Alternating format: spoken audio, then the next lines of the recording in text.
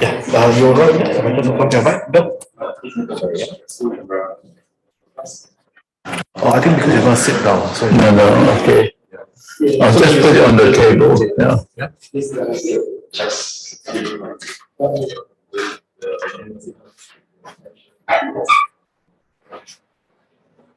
Maybe that example, I guess it's something about it has to be addressed. It's something that if the lecturers and the course managers know that. Everyone knows it. And so like even with SCTD itself, it's like a management that there should be less stress. But sometimes it's unavoidable because the students themselves put the stress on themselves because they want to do better. And so that causes the stress and the unhappiness. There might be a slight delay because the guests are still coming in. What? Slight delay because the guests are still coming in. So might be a 5.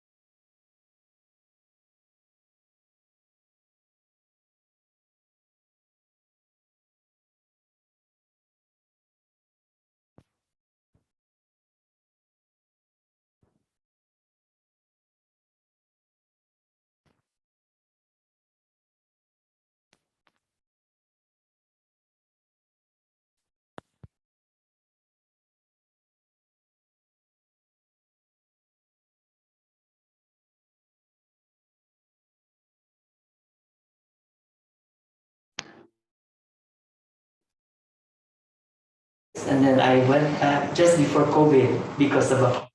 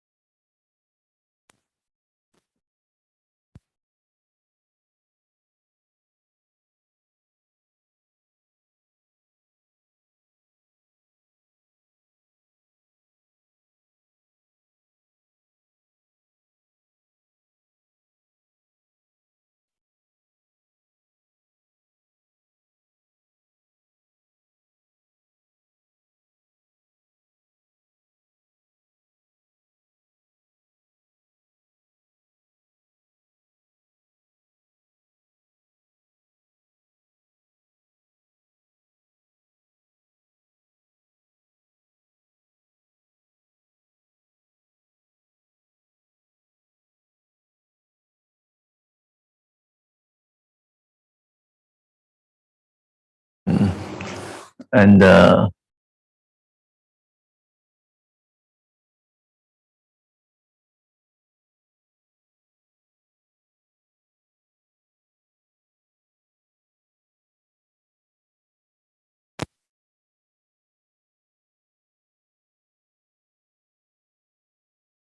think it's 55. 55 seconds. Yeah. Because I'm a man of precision. Okay. Of course you are.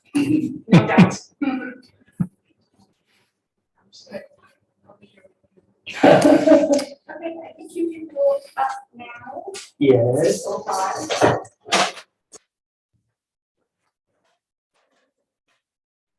Now after you. Oh, yes. You guys go first. I'll go Yeah. take some photos at the back. Oh yeah, good idea.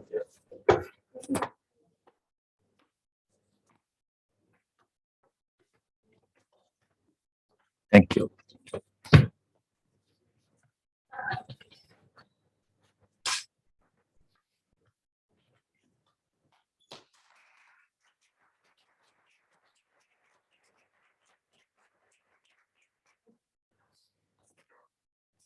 I see that we have a full house.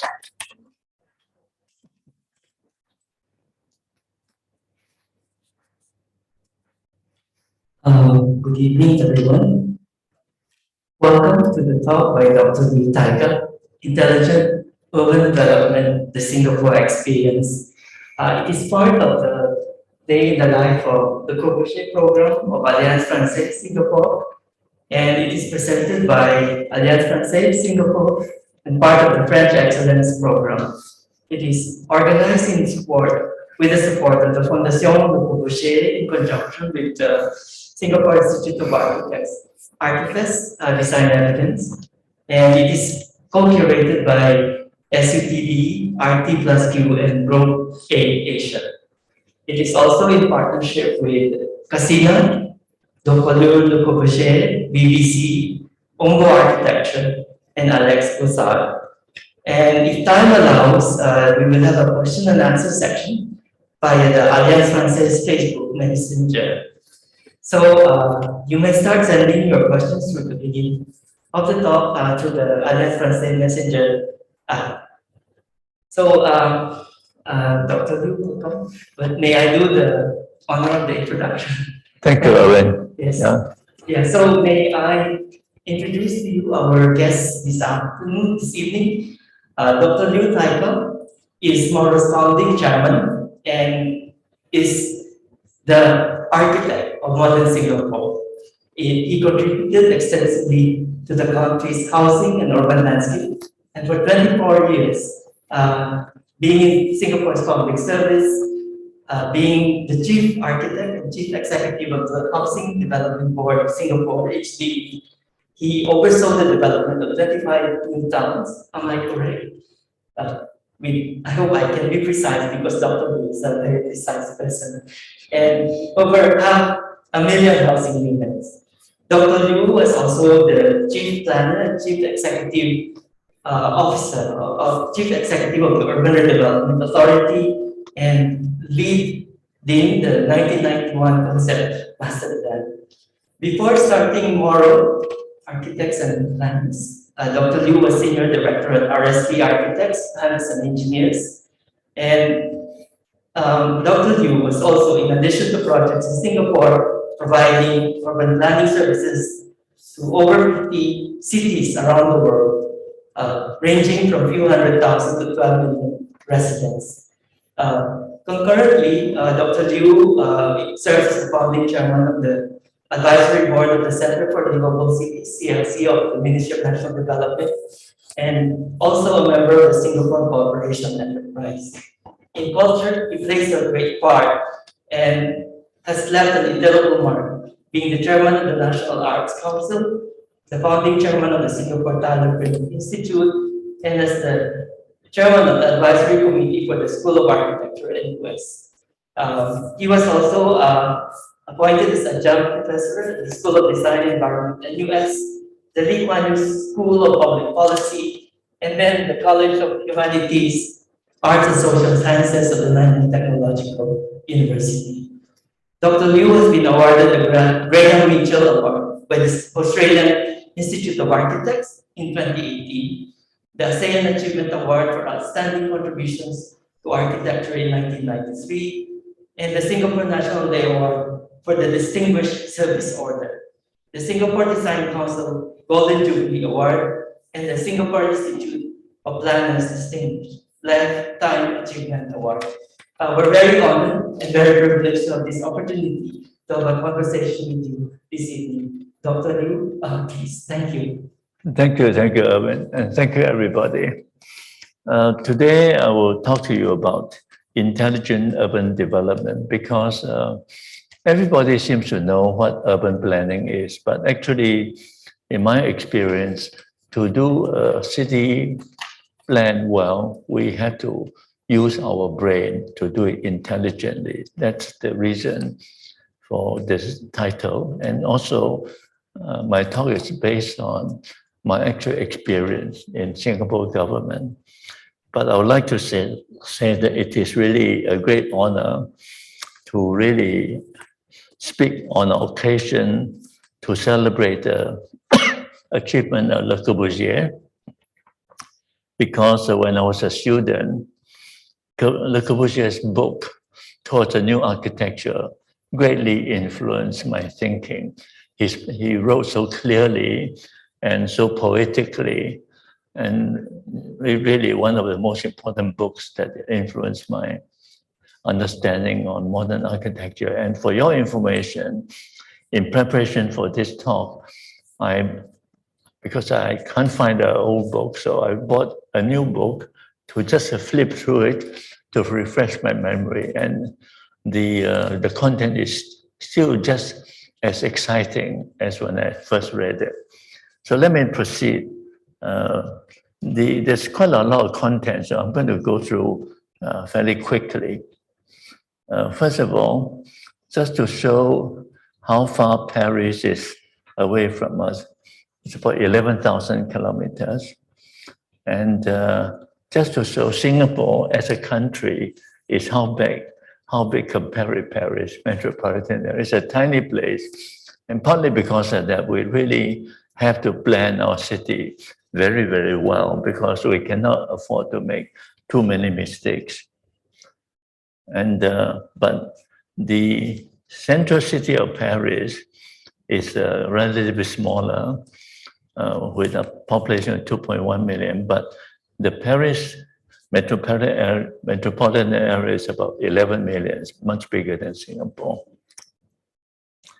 And so currently I'm a chairman. Tomorrow I will not go through this because just now Erwin has introduced me to you.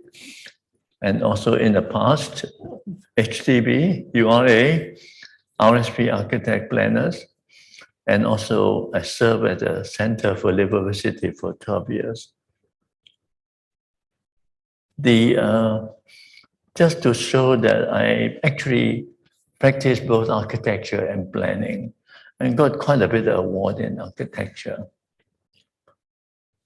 So when I prepared the speech, I just want to look at the organizers, the keywords. So these are the keywords. Reflection on Le Corbusier, to plan a livable and sustainable city, my career in Singapore, and also message to young planners and architects. I tweak around it to create the contents. Okay. Now, first of all, let me just once again, it's a rare opportunity for me to really express my admiration for Le Corbusier. Partly his book Towards a New Architecture influenced me greatly, and partly because if you look at his buildings, it's a very strong, simple geometric form, and use a lot of off-form concrete. Because in my younger days, whenever I went to Europe, I would try to find opportunities to visit many of his buildings. Like the Rongsong Chapel, to me, is because Goethe once said the architecture is frozen poetry. I would say the one building that really expressed frozen poetry is Rongsong Chapel, really very beautiful. And the gigantic building like Unité d'Habitation, which is a public housing project, I also visit. And I even went as far as going to Chandigarh in India, which is he planned a new town. But what actually impressed me was the capital. The so-called capital is actually the administration center of the government. Just the architecture is just very beautiful also. So just to let you know that, yeah, I am a great admirer of Le Corbusier's, and I actually took the trouble to visit many of his buildings. Now let's, after having studied the keywords, I am kind of composing this contents to share with all of you. The transformation of Singapore. I'm sure most of you in the audience tonight are Singaporeans, but being much younger than me, I have to remind you where Singapore came from. Okay, in 1960, when the British left us, housing was just squatters, but by 1985, no more squatters. Central area just slum, but by 1985, we have modern CBD. The transformation was very quick. But I know that if I just say this in words, you may not trust me because, so I just want to prove that what I say has evidence. In 1960, 3 out of 4 people in Singapore lived in this environment. 3 out of 4. Okay.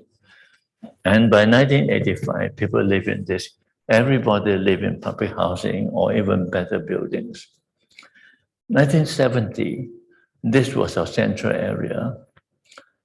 But by 1985, it looks like this. And not only that, we have the modern buildings.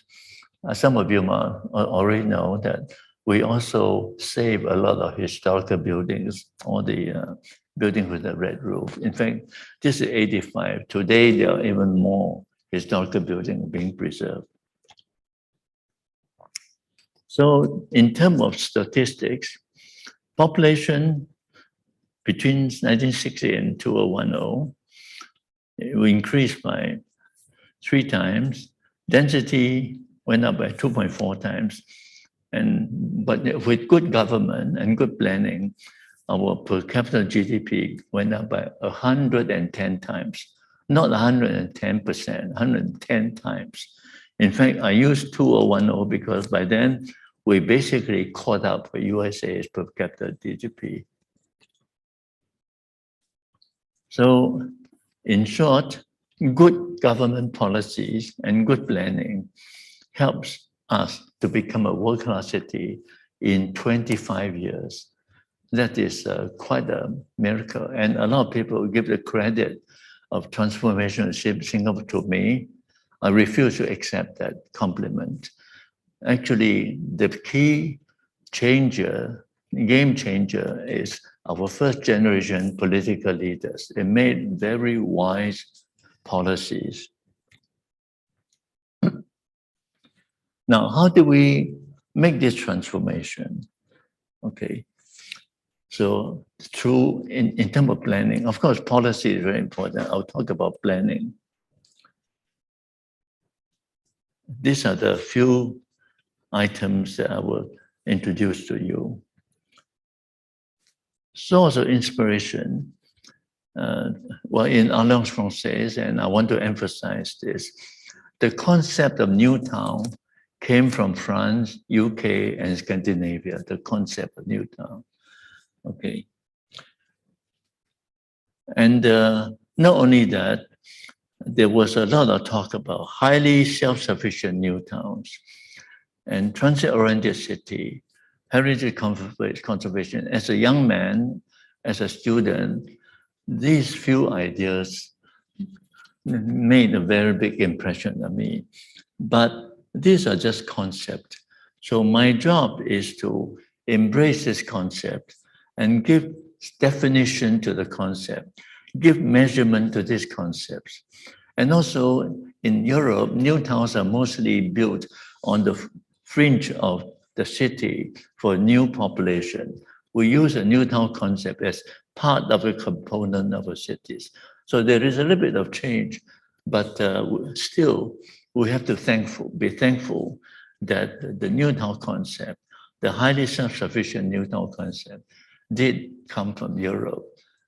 Otherwise, our urban planning today may be quite different.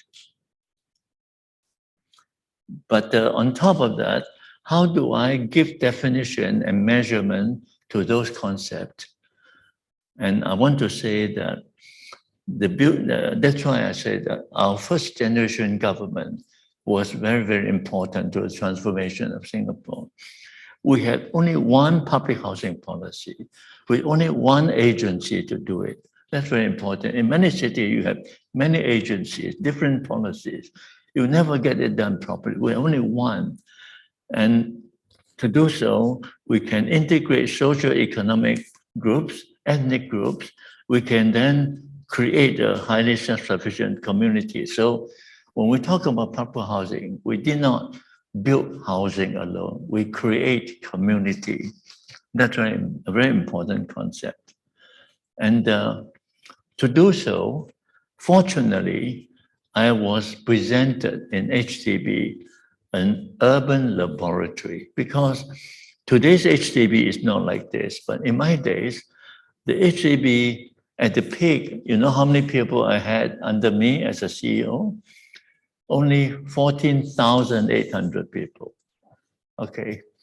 And our job was to purchase land, to reset up squatters, to plan new towns, to design buildings, to award contracts, to manage the properties. Managing properties is very, very important because that gives us a feedback, a lot of complaints from the residents. But I did not throw away the complaints. I organized research groups to see through every single complaint. And then, but out of all the complaints, I could only find about 1 or 2% of them which are valuable. The rest are not very valuable. But that 1 or 2% makes a big difference. So after we research, find out what are the real problems. One is the flaws in our plan and design. One is ideas that we did not realize was necessary.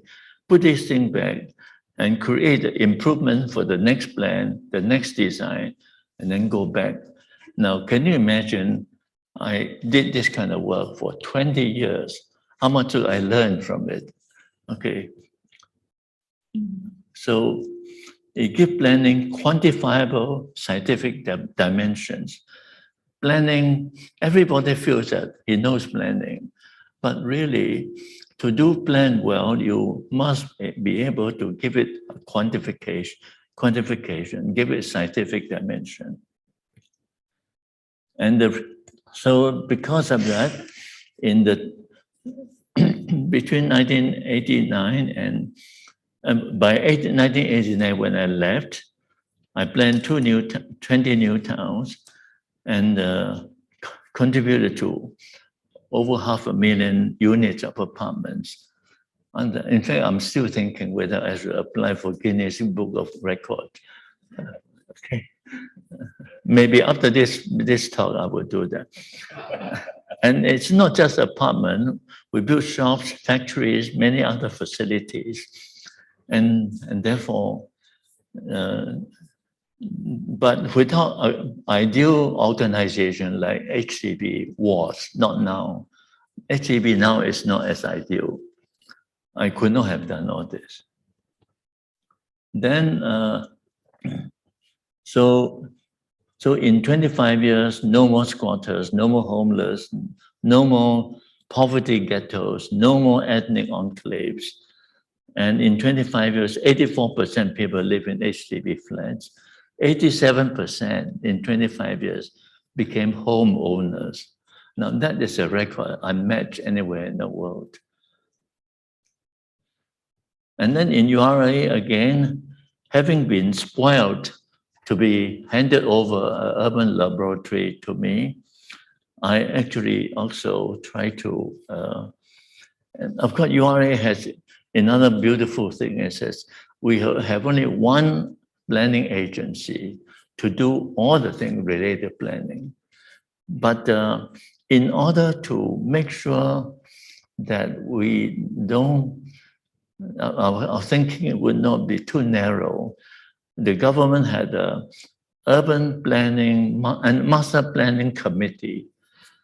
It consists of members from different departments in the government. So every new plan that we introduce must be discussed in that committee to get their feedback. So that's another kind of, I would say, a dream opportunity for me to learn how to plan well.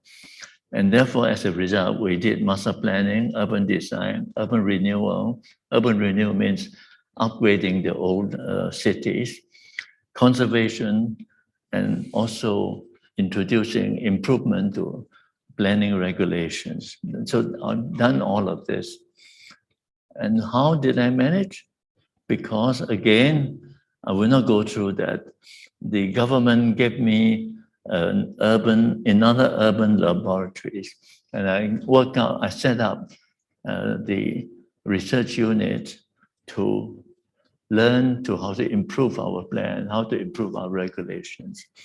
So I was very lucky, but on the one hand, I was lucky, but on the other hand, I knew how to make use of opportunity given to me to do the work better.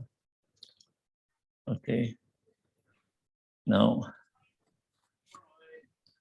and the result is that this is a bit boring, but you see, I finished a master plan in 1992, but urban planning, you cannot see the result overnight. So it's only until about 10, 15 years later, the world started to recognize Singapore. So we got all these awards, and most of them number one in Asia, and even across the world, we also ranked very high. I will not go into detail. So this is the physical environment. And in a more general environment, urban environment, we also have done quite well. Okay, like a good financial center, attractive country to work, and so on. We also rank 1 or 2 and rank very high in the world as well. And a lot of this, again, I want to emphasize, good government is an important starting point. Okay, now, just now is just to show how we manage to do it well. This is just to show some of the planning experience. Okay, because everybody say, I want to plan a city. Let me ask you, among the man-made creative objects like city engineering and so on, they are very different. Okay, city engineering and again, the big dimension, not easily to change. Crafts, art, and so on, it's easy. If you don't like it, you just throw it away. And therefore, a lot of planners today, architects, they just say, they don't realize that architecture, urban planning is different from fashion and so on. So they keep saying that we want to be innovative, we want to be for future. You cannot be innovative as much as fashion, because if you don't like a dress, you just throw it away or burn it. But if you don't plan a city or design a building to last for decades or even centuries, you can't actually burn it down. Okay, so that's why city planning and architecture, we must take it very seriously and try to plan it for permanency and not for changeable, like fashions, for something changeable. And to do so, we need 3 essential ingredients. One is the government, and the government, most government, a lot of government want to develop a city to have iconic, sexy-looking buildings. But in Singapore, the first generation Singapore government that I knew never talked to me about iconic buildings, not even once. They only talk about how to improve people's life, how to improve the land's function. That's all. And that's why Singapore is such a good city. But having the right idea is not enough. We need land. And in most cities, they have the Land Acquisition Act, but they could not use it because people would refuse to let the government acquire the land. But in Singapore, since the first generation politician deliver what they promised. So if the government wants to buy land from the private sector and give them fair compensation, people know that they have to comply because the people is on the side of the government. So these are the, so when you talk about how Singapore has transformed, you said, of course, you know, that's the way it has to be now. Not yet. You have to have good government, you have to have ability to compulsory acquire land, you must have good planning. Without any single one of them, you cannot transform a city. But Singapore, our politicians managed to get all these things. Okay, let me just expand this a bit. The government, now, expand to talk about intelligent planning. So we plan not for iconic building, not for sexy images. It's for the benefit of people and the land. Okay, people is livable life, resilient society, land ecologically healthy, functional, and one is to meet the fundamental need of human beings. The other one is to help to create a sustainable environment. Because if we do that, then we are creating a city which is intelligently put together for long term and is systematic.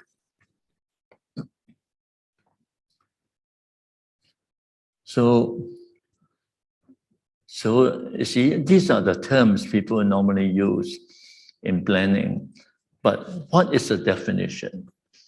In HDB and URA, because I was handed over the urban laboratory, I actually got my colleagues to work with me to give every word here a definition with dimension, with specifications. And once you know this, then you know how to allocate the functions, amenities, and even how to protect the nature, how to allocate the roads at the right places. So this is good planning, intelligent planning. We have to have all these skills.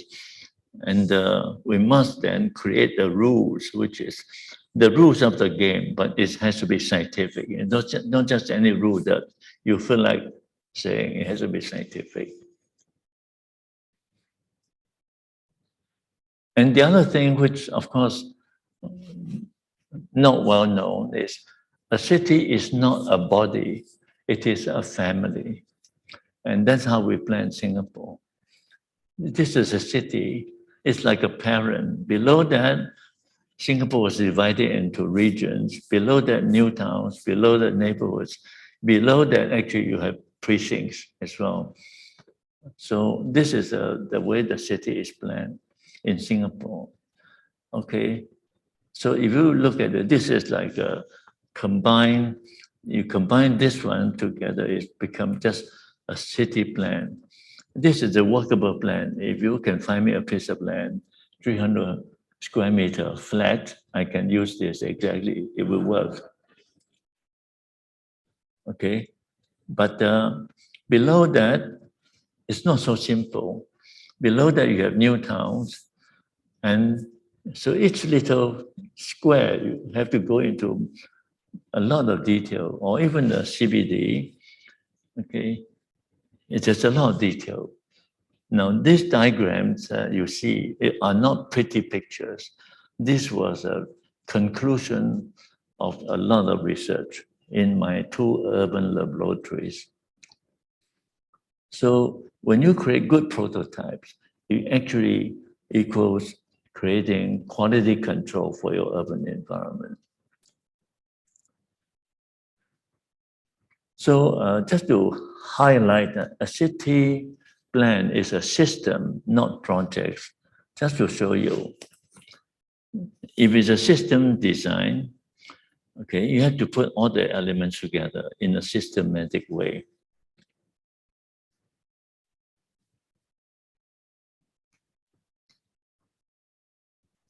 That's how our city is formed.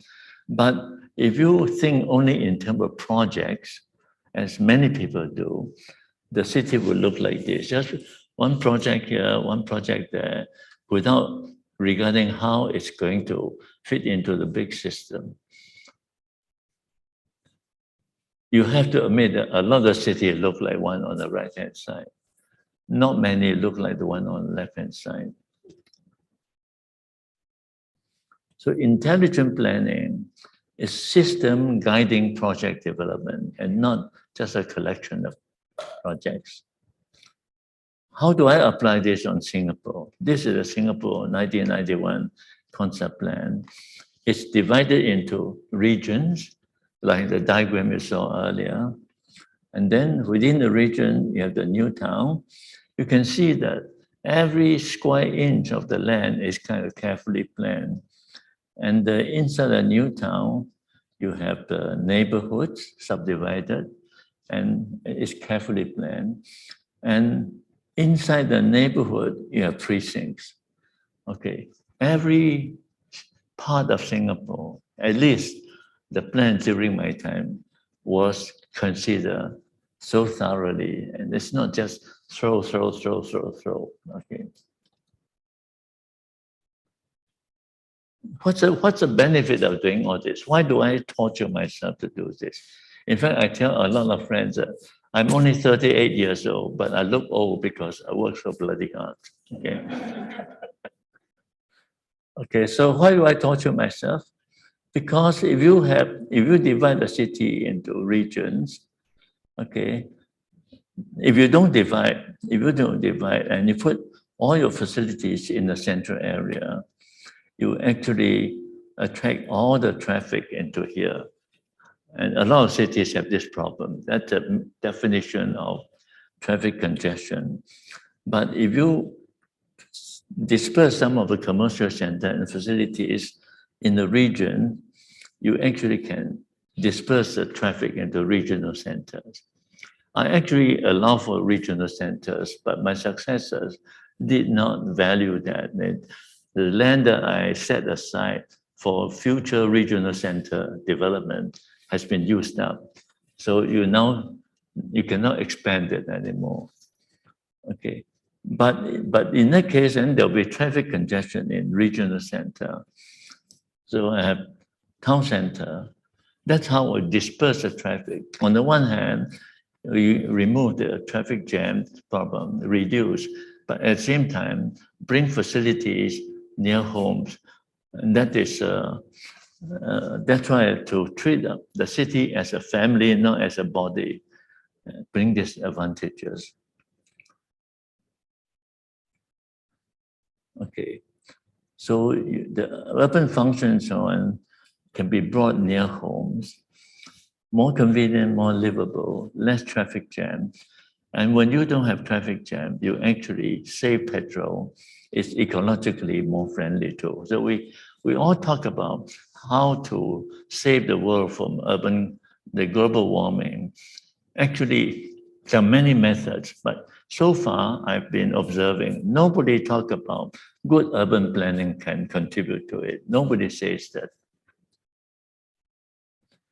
Now, a mega city is like a city of 10, 15, 20 million people.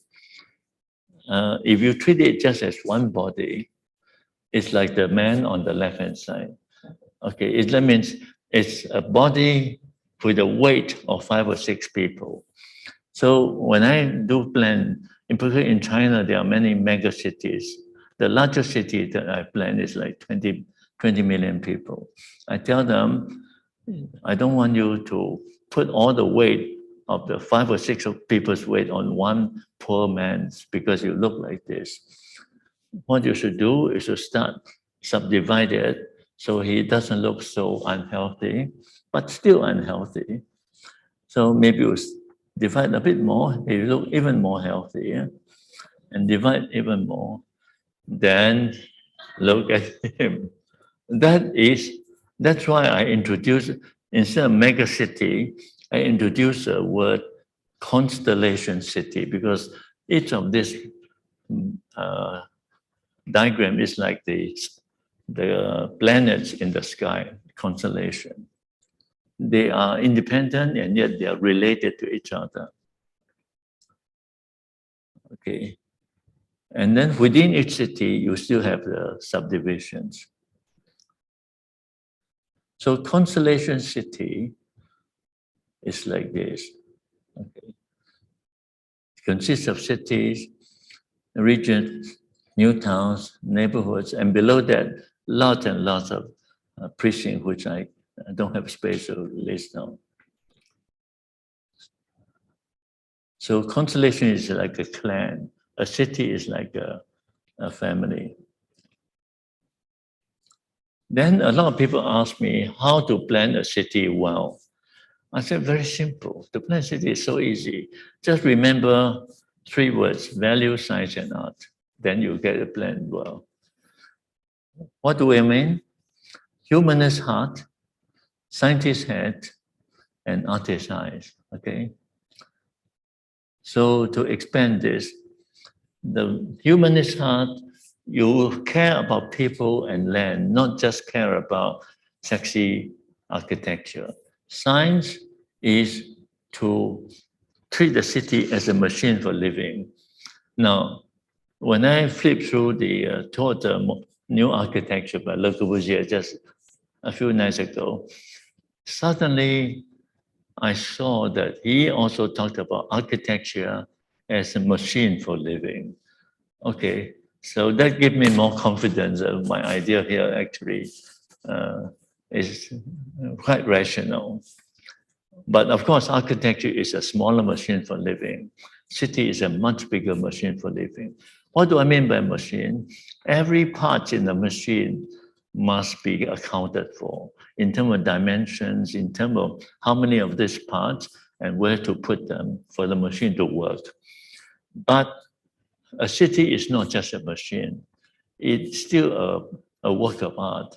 Therefore, you must have an artist's eyes to do what? To romance with the land. Okay. When you do that, a city would have outer beauty, inner beauty, and spiritual beauty. It gives people a sense of nostalgia in a healthy and beautiful environment. But this romance with the land, I want to emphasize, is it must reflect the culture and ethnicity of a city. Because nowadays, there's a danger that the whole world, all the cities are trying to build the European-style curtain wall building. If you do that, the whole world will become a very dull place. There's no need to travel.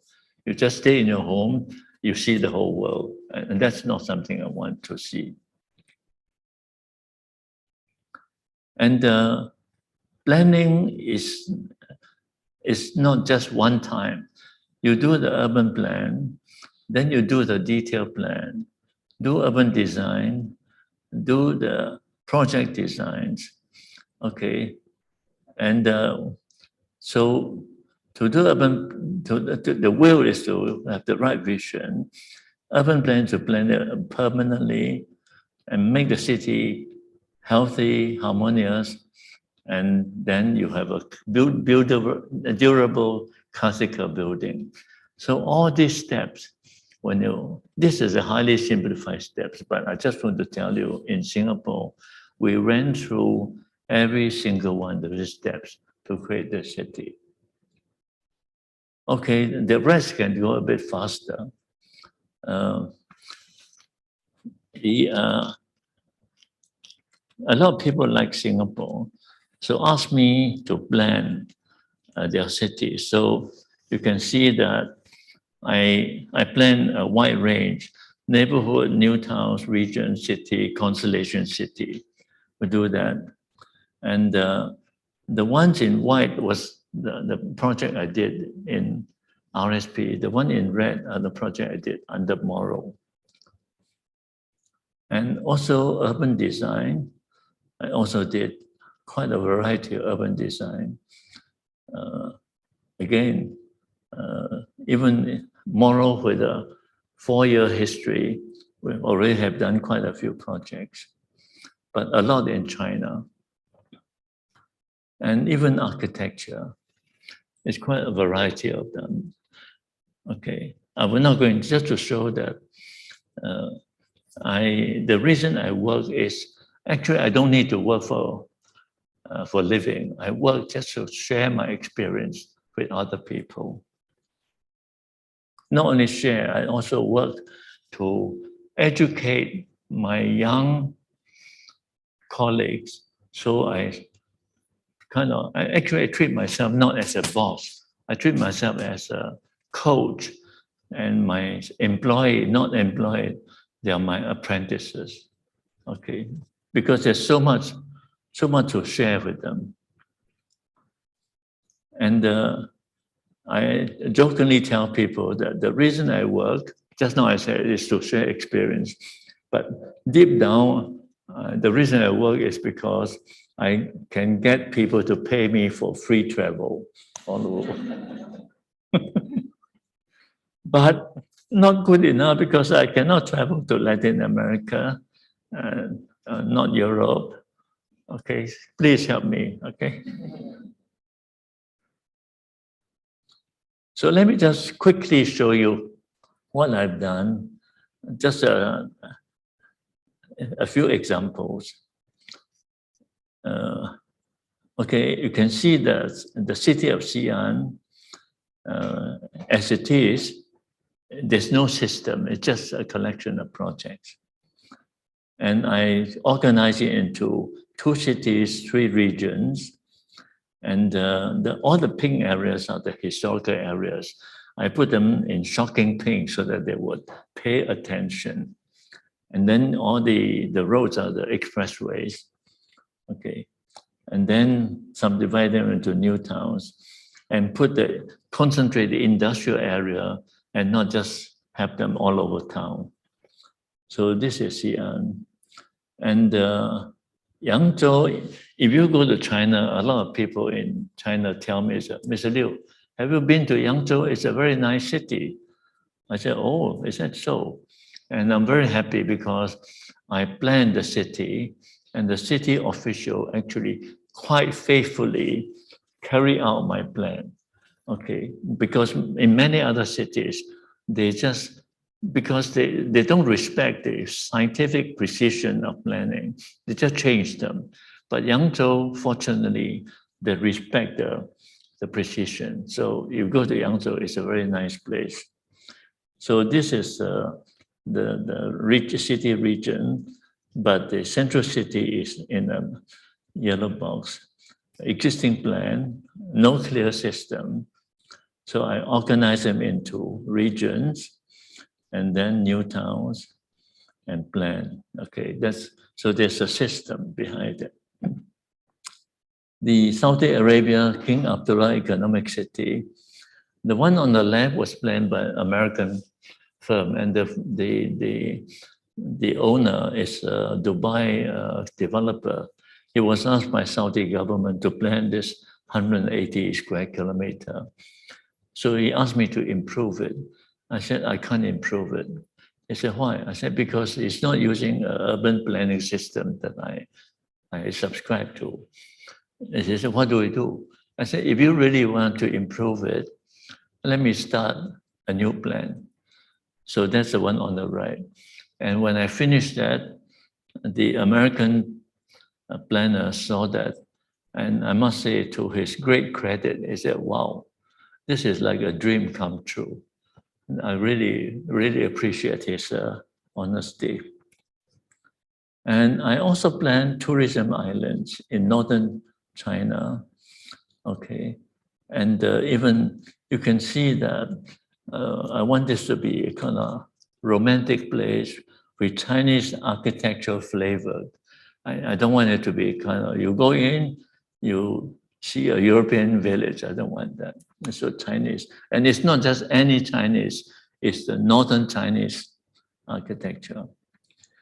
And this Kazan in Tatarstan, the president had been to Singapore a few times and loved Singapore and want me to plan the Innopolis on the left-hand side, like a high-tech park for 20,000 scientists.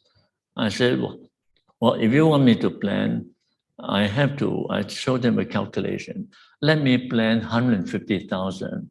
That means for the scientists and the families and the people supporting the family. He agreed. And so this is the plan. And also I did the urban design for them. You see, in Russia, you probably know that they have a lot of land and very little population. So people don't go high rise. And the reason I do this as low rise is because I discussed with them. I said, how high do you think that people can accept the height? They said, well, the big problem is that our fire engine and fire brigade can only fight fires up to 9-story. Okay, I said, fine, then I'll plan this mostly below 6-story and a few 9-story buildings to give a more interesting skyline. And it's under construction.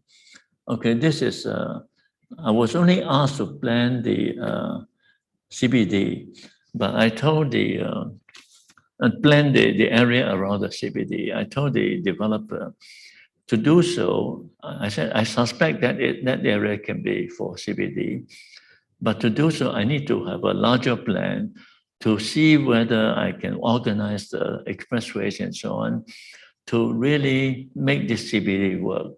And the plan, the client allows me to do that. And so this is a detailed CBD plan. And this is just a 3D sketch of that. And architecture, I must say, my first love is architecture, because when you do city planning, you don't see the result for 20, 30 years. But when you do architecture, you see the result immediately. So I get more fun, more pleasure doing architecture. So these are just a lot of that in China. You see, this Weifang is an international capital of kites. So I take the theme of kites to plan. Even the plan looks like kites. The architecture, also buildings look like kites. And yet there's a kind of, the basic principle of building relationship, open spaces and so on is still kept. So this is like the main square, okay? And this one of the building, it looks like kites. And actually, despite the free forms, the functionality of this cultural center is very high. So this is in Shandong province. It is now ranked the best cultural center in Shandong province. And how big is Shandong province? Well, it's only about 100 million people. Only. And I was asked to donate a polyclinic in Xiamen, okay? And so I wanted to use a local Xiamen flavor, Xiamen architecture characteristics. And this is a donation of design, but the building cost was borne by Singapore businessmen. Land was donated by the city. And then the central government people went to see the place, liked it so much. They said, oh, we are going to make this a prototype of polyclinics in Singapore, in China. Now, that's a great honor for me. And more recently, in my grandparents' hometown, I just finished this kindergarten. Okay, it's got the kind of flavor of the local architecture, but it's the playfulness of kindergarten. And many of you probably have seen this, Marina Bay. It's now ranked among the top 6 terminals globally. Okay. So anything I do, I take it that seriously. And Chinese embassy, I was the first foreigner, non-Chinese citizen, to be asked to plan the Chinese embassy in the world. Not only that, because I liked it so much that I became the first foreigner to plan the Chinese Cultural Center in the world. Both are in Singapore. And of course, Yongzhou Conservatory, many of you, it's also ranked among the top conservatory in the world now, I understand. It's not just because architecture, it's also because we have very good professors there, we have very good students there. Now, coming to a close, I just want to come back to the French connection. A couple of years ago, a French lady called Estelle Forget wrote a book called Treatise on Urbanization and Planning of Singapore. And she just wanted the French people to know urban planning in Singapore. So this is, I feel very flattered that she decided to do that. But on top of that, INSEAD, I actually went to study in INSEAD for 5 weeks. So the INSEAD wanted me to plan the INSEAD campus in Singapore. So I told them I want to plan it in a kind of low-key environment, like the environment in INSEAD campus in Fontainebleau. So this is the result. This is one of the views of it's a main entrance. And having done INSEAD, another French management school, ESSEC, also wanted me to plan. So I thought to myself, well, it's in Singapore, but I want to bring in a bit of French elements. And what kind of architecture that actually impressed me a lot is the French chateau. Chateau means castles, because I went to Loire to study the French castle. So then I planned this, used the gene of the French chateau to plan this one. Okay. And okay, in closing, I just want to say that the whole idea of planning is, there's a lot of hard work below. You know, this is the dark blue is the ocean, light blue is the sky. A lot of hard work in the ocean that nobody knows. I will not go into detail, just a lot of hard work. Okay. And then what you see is just in the sky. You see kind of the achievement, and a lot of people didn't realize there's a lot of hard work behind it. So they said, oh, it's so easy to build all these things. So they don't take urban planning seriously. Now, I'm not going to, just to let you know, there's a lot of hard work behind it.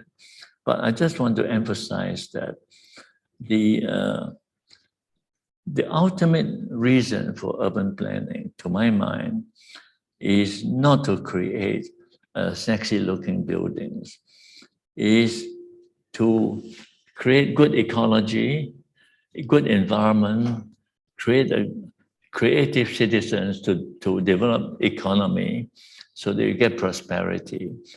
But beyond that, most important to my mind of creating good city, as Singaporeans, you must know, in the past, if a Singaporean go overseas to say, where are you from? I'm from Asia. Okay. In fact, when I first came back to Singapore, I said, where do you live? Oh, somewhere in Singapore. I said, somewhere where? Oh, in the East. They will not tell you they live in HDB. But when I became the HDB CEO, I wanted to break that inferiority complex. Nowadays, you say, where do you live? Oh, Bishan. Oh, where else? Oh, Bedok. You see, they can proudly tell you. But in those days, they would refuse to tell you they live in HDB flat.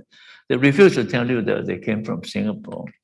But if you have a good city plan, you actually earn the esteem from people all over the world. To me, that's very, very important. And also, you contribute to slowing down the global warming. So these to me are the most important. So you have 1, 2, 3, 4, 5, the 6 E's, not 5 E's, 6 E's. Okay. And finally, coming back to Paris. Okay. So Paris, you have the metropolitan area, you have urbanized areas, you have the central area. So that's how it looks. And I personally feel that Paris, if you look at it at night, it's like the constellation in the sky, just lots and lots of planets and stars and so on. And with 11 million people in the region, so I feel that metropolitan Paris actually may want to consider planning as a constellation city to make it, yeah. And by me, of course. So please help.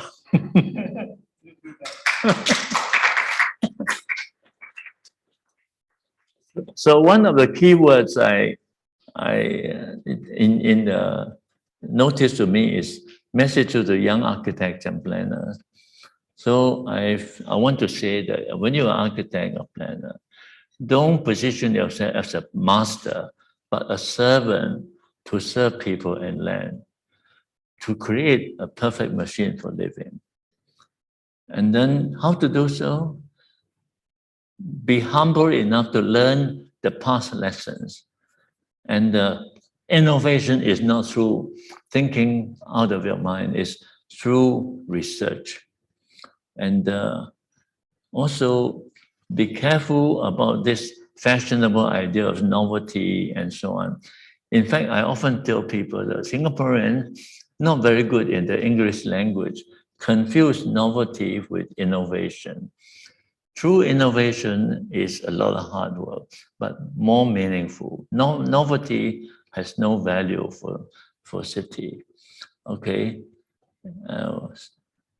So, and also another keyword is why do I found Singapore the model? Because I want to pass my knowledge and know-how to my younger colleagues. Thank you very much.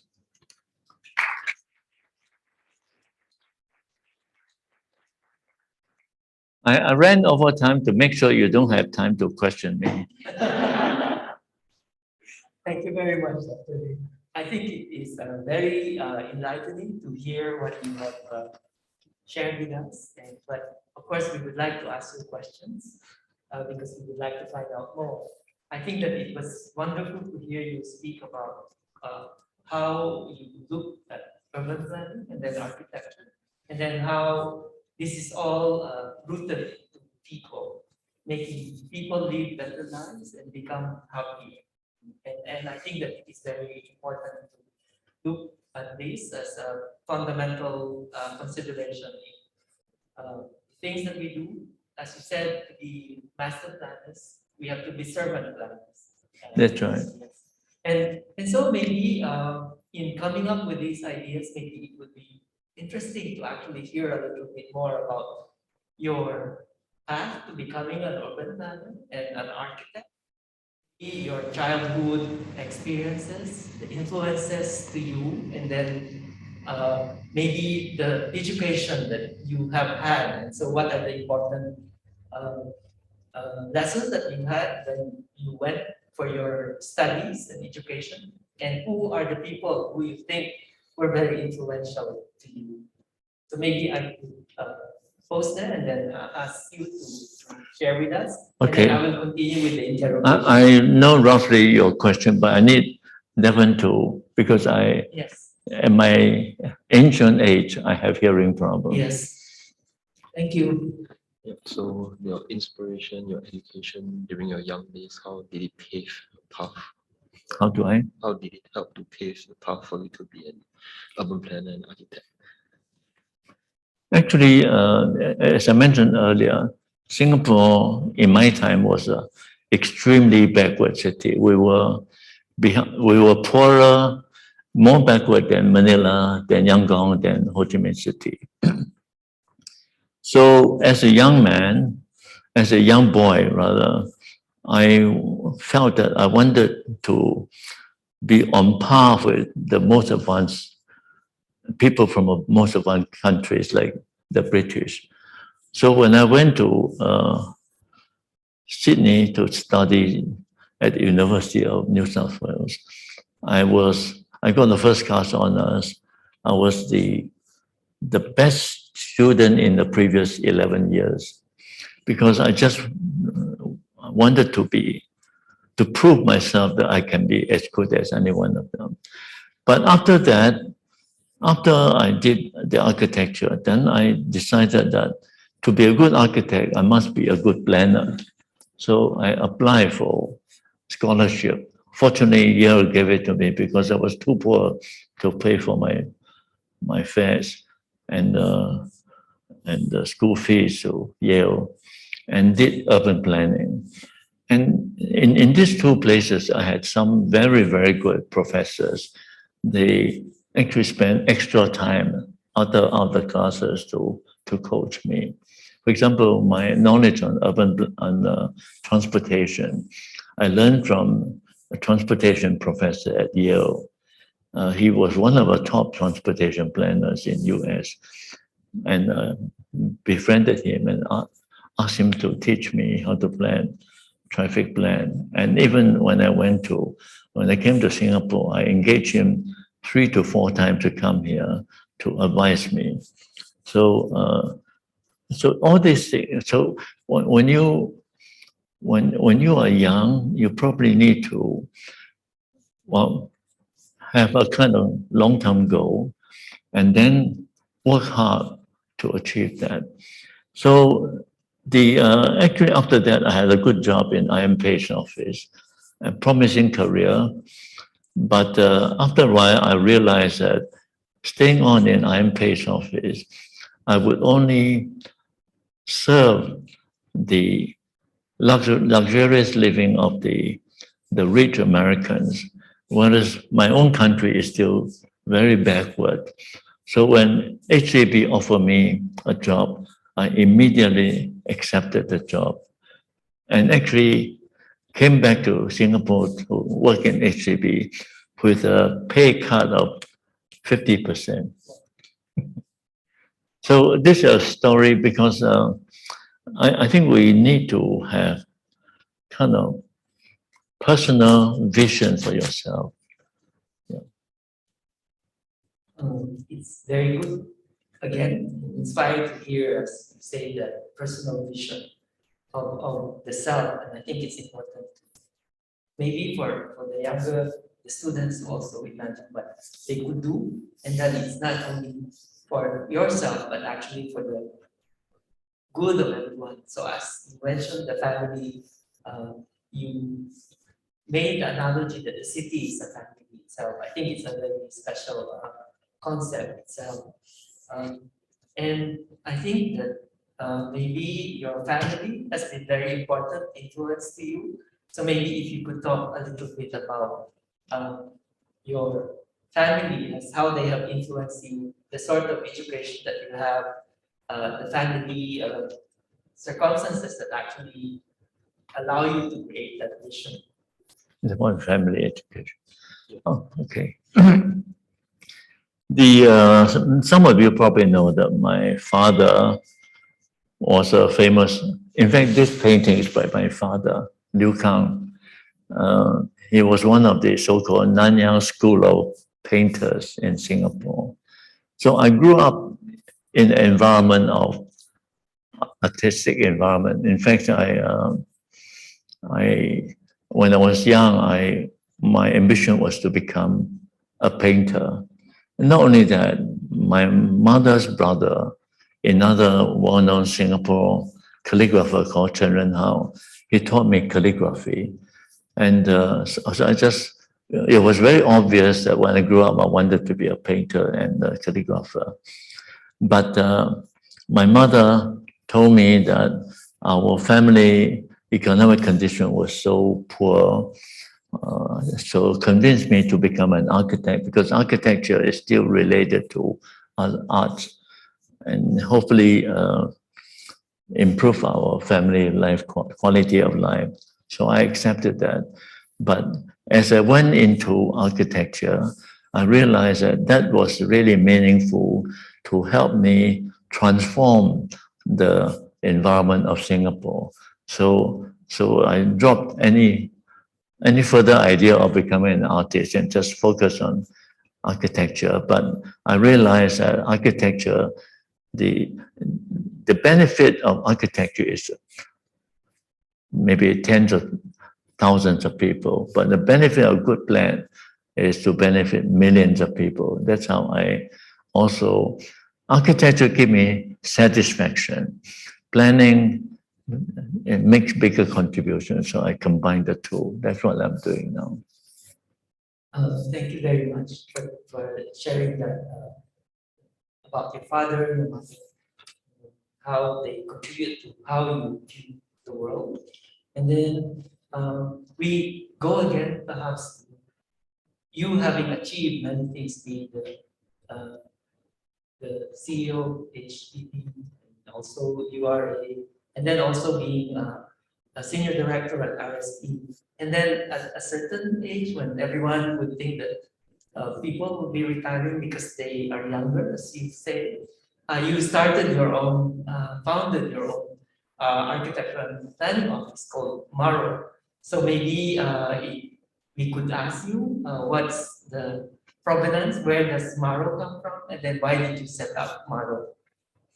Yeah, because actually when I was in the government, and working hard on the new town planning and the concept plan and so on, I was trying to tell myself to catch up with the standard in the rest of the world. But when I went to RSP, within a few months, it suddenly dawned on me that whatever I learned actually is not known in the majority, in the rest of the world. It's really very special. And the reason it's special is because Singapore government gave me 2 very ideal urban laboratories for me to do research. So because of that, I decided that I need to share my experience with as many cities as possible so that more people know about how I plan cities, and hopefully they can learn from it and then try to improve the planning. First of all, their attitude to planning, and second, of course, quality of work. And but after 25 years in RSP, I feel that well, I have about 2 or 3 dozen very loyal staff in RSP. So, and when RSP shareholder changed, I decided that it's not going to be a company that I would feel comfortable in. So I decided to pull out, and 2 or 3 dozen young people actually follow me, taking a big risk because it's a brand new company. You know, the future is uncertain, but they were loyal enough to join me. So now I spend, while we're working, every time I have a discussion with them about project, it was really like a planning or design lesson. And I hope that they do work very hard. They do work very hard to learn from me. And I hope I can pass my experience to them as quickly as possible. And this is one of them that suffer from my torture. You look at him, he's only about 18, but he looks so old. I think it's wonderful to see that you have your own laboratory to actually work with maybe, as you say, the younger people to imagine what could be for the future. And maybe I would like to ask also, like, the name of your studio is very special, Maro. Where does it come from?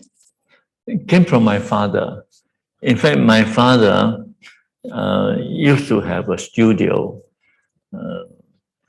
called Moro Studio. That's how because a lot of cities, a lot of architecture firms use the founder's name.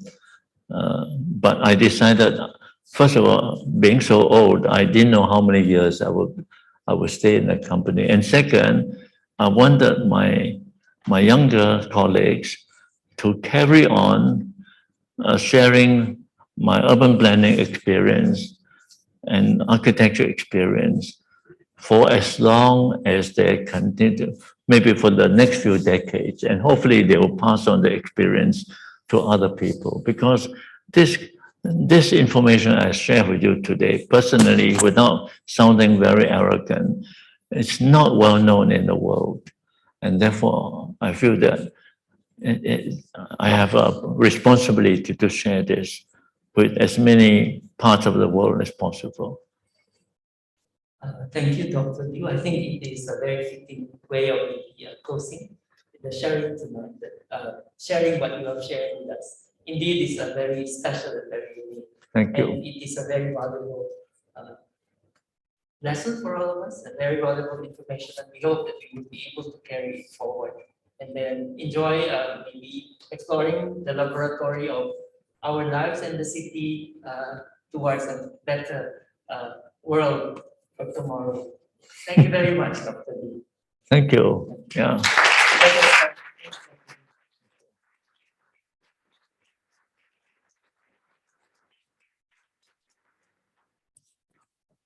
Thank you, everyone. Also.